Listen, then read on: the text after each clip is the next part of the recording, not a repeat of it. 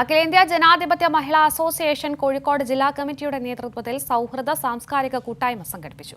കോഴിക്കോട് ബീച്ചിലെ സമാന്തരീക്ഷത്തെ ചൂലുകൊണ്ട് ഇല്ലാതാക്കാൻ ശ്രമിക്കുന്ന ബിജെപിയുടെ സദാചാര ഗുണ്ടായിസത്തിനെതിരെയാണ് അഖിലേന്ത്യാ ജനാധിപത്യ മഹിളാ അസോസിയേഷൻ സൗഹൃദ സാംസ്കാരിക കൂട്ടായ്മ സംഘടിപ്പിച്ചത്.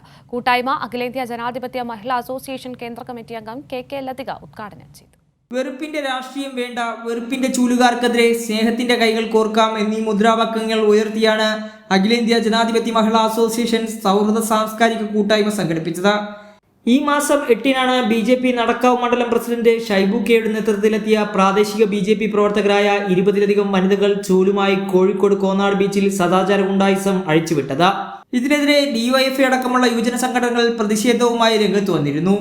ലിംഗസമത്വത്തോടെ ജനങ്ങൾക്ക് സഞ്ചരിക്കാനും സംസാരിക്കാനും ആശയങ്ങൾ പങ്കുവെക്കാനും സാധിക്കുന്ന കോഴിക്കോടിന്റെ സമാധാന അന്തരീക്ഷത്തെ വിദ്വേഷം കുത്തിവെച്ചുകൊണ്ട് തകർക്കാനുള്ള ശ്രമത്തെ പ്രതിരോധിക്കുന്നതിന്റെ ഭാഗമായാണ് ഇത്തരത്തിൽ സാംസ്കാരിക കൂട്ടായ്മ സംഘടിപ്പിച്ചതെന്ന് അഖിലേന്ത്യാ മഹിളാ അസോസിയേഷൻ കേന്ദ്ര കമ്മിറ്റി അംഗം കെ ലതിക പറഞ്ഞു.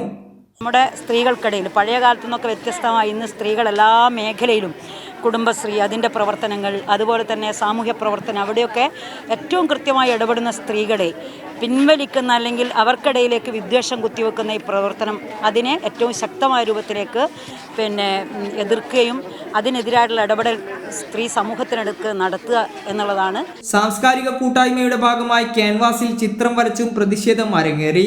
അഖിലേന്ത്യാ ജനാധിപത്യ മഹിളാ അസോസിയേഷൻ കോഴിക്കോട് ജില്ലാ കമ്മിറ്റി പ്രസിഡന്റ് ദീപ ഡി ഓൾഗെ അധ്യക്ഷത വഹിച്ച പരിപാടിയിൽ ജില്ലാ സെക്രട്ടറി കെ പുഷ്പജ, സംസ്ഥാന കമ്മിറ്റി അംഗം ഉഷാദേവി തുടങ്ങിയവർ പങ്കെടുത്തു.